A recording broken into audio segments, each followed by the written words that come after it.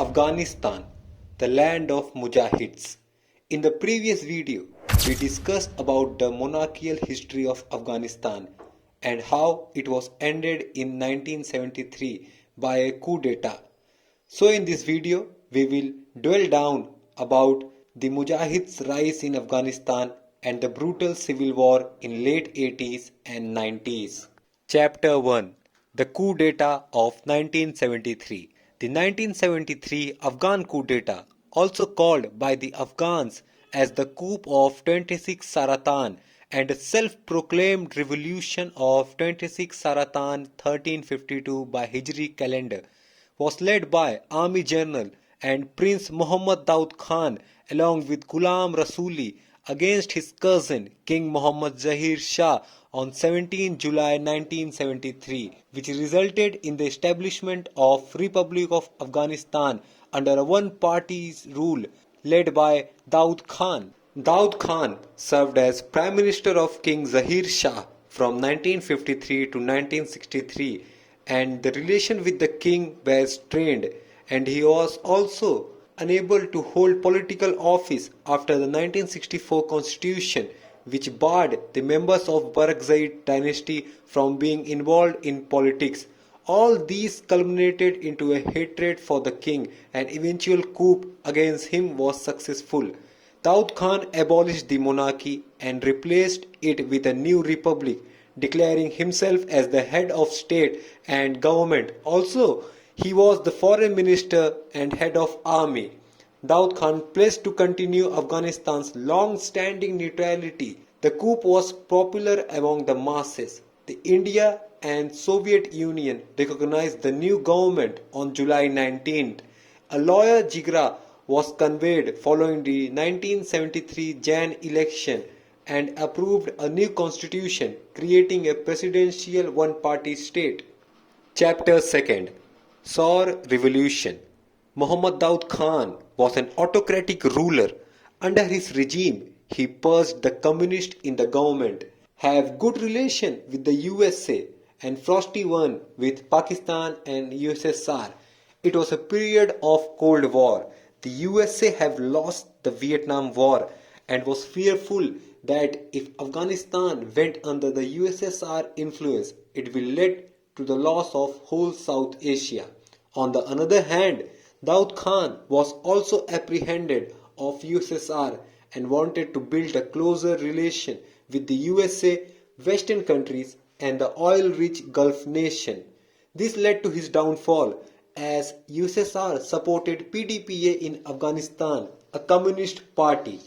PDPA launched a popular people's revolution in result of assassination of Mir Khyber Akbar and called as Saur Revolution, which led to his downfall and eventual death by shooting also of his family, his brother Naim Khan. The successful uprising resulted in creation of a socialist Afghan government that was closely aligned with USSR. Nur Muhammad Taraki, the Secretary General of PDPA of the Revolutionary Council, became the leader of Afghanistan. Chapter 3. PDPA rule and Soviet military intervention. Nur Muhammad Taraki has good relation with the USSR. He led several reforms, social one, and led the Afghan society de-Islamization and promotion of socialism. He had tense relation or a power struggle with Hafizullah Amin, which led to his assassination and Amin taking the power. Both the leaders had their own factions, Taraki's Kalak and Babrak Karmal Parcham. Amin led several reforms which were unpopular, especially in the rural areas where thousands were killed. He also purged the Parcham, which alienated him in the eyes of USSR. His image was tarnished after the assassination of Adolf Dubs, US ambassador to Afghanistan. The Soviet intervened in Afghanistan on 25 December 1979, invoking the 1978 20-year Treaty of Friendship Pact between the Afghanistan and Soviet. The Soviet operatives assassinated Amin at the Taj Beg Palace on 27 December 1979 as a part of Operation Storm 333. Chapter 4. Soviet-Afghan Conflict. The conflict began the 48-year-long Afghan conflict, which is still going on. The Soviets' 40 Army launched the initial incursion into Afghanistan on 25th December under the pretext of extending international aid. In the next few hours, a full-scale invasion was launched from land and air. The Soviets controlled the cities, and fighting took place in the rural Afghan, where the main population lived. It was a brutal fighting. The invasion gives a chance to the USA to make Afghanistan USSR's Vietnam movement, and USA started to support the local groups in their war against the Soviets. These groups were called as Mujahids. Chapter 5. The Mujahids.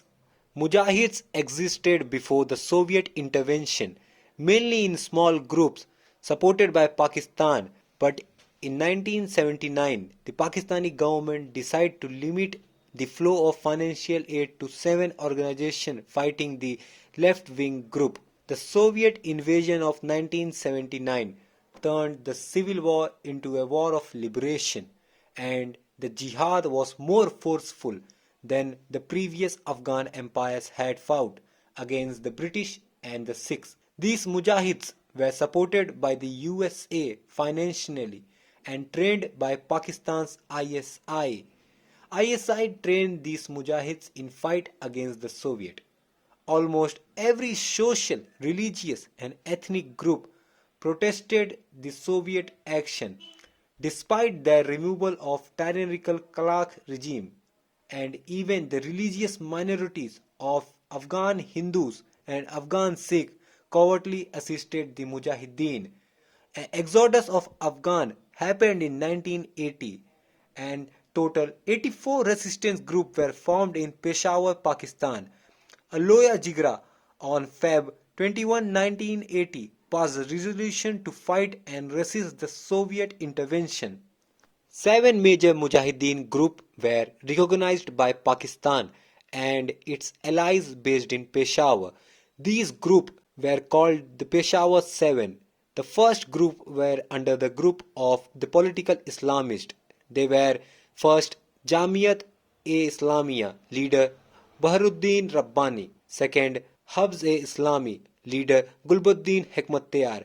He enjoyed the largest amount of ISI funding, Saudi intelligence and American CI funding.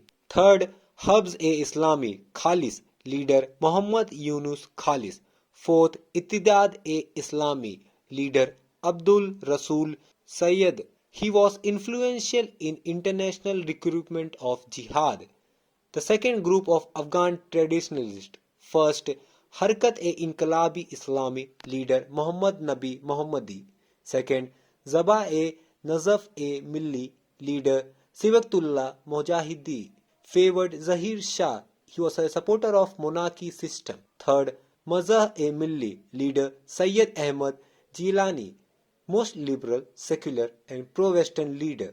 The Mujahideen were heavily backed by Pakistan through the ISI and the USA by CIA, also receiving backing primarily from the Saudi Arabia and China.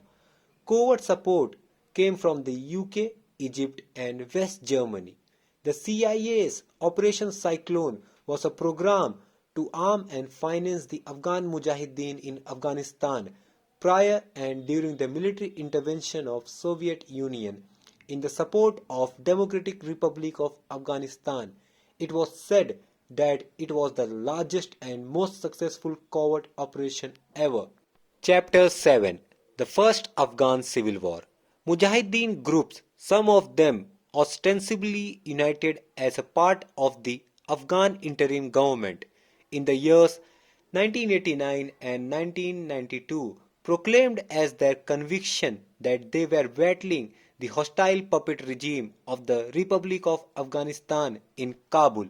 Leaders of this front were Ahmad Shah Massoud, the Lion of Panjshir, Badruddin Rabbani, Ahmad Zia Massoud, Atala Muhammad Noor, Abdullah and Gulbuddin Hekmatyar. The three leaders, the Ahmad Zia Massoud, Atala Muhammad Noor and Abdullah will play important role in the US-led invasion of 2001 against Taliban and the future government.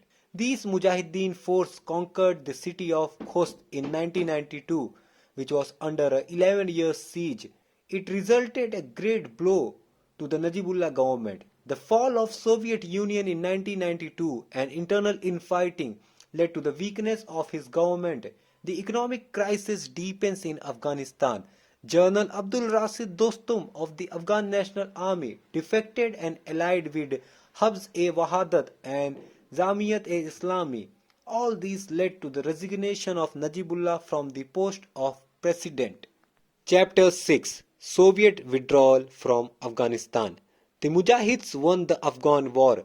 Soviet announced the withdrawal from Afghanistan after the Geneva Accord signed between Reagan and Gorbachev. It was also agreement between Afghanistan and Pakistan, with the US and the Soviet Union serving as guarantors.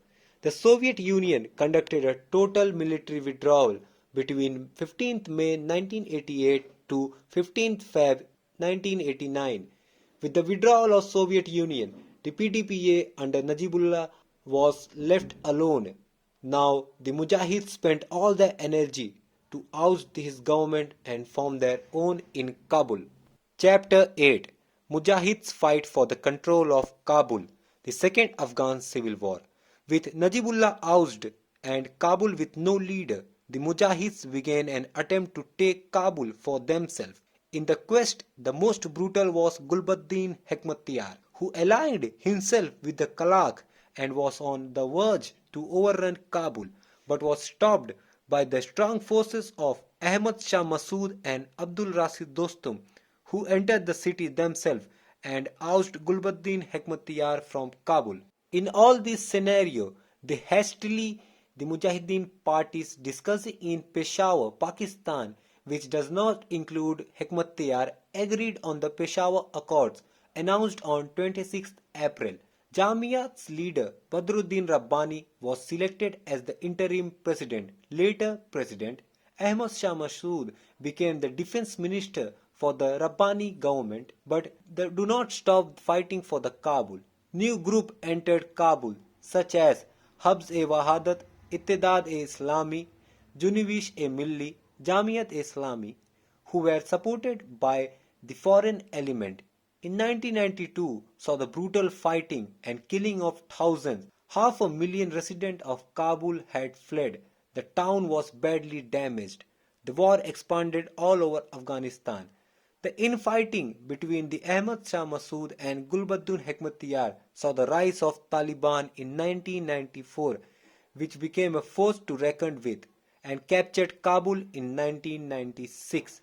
So we will discuss in the next video about the rise of Taliban, its fall and re-rise. Thank you.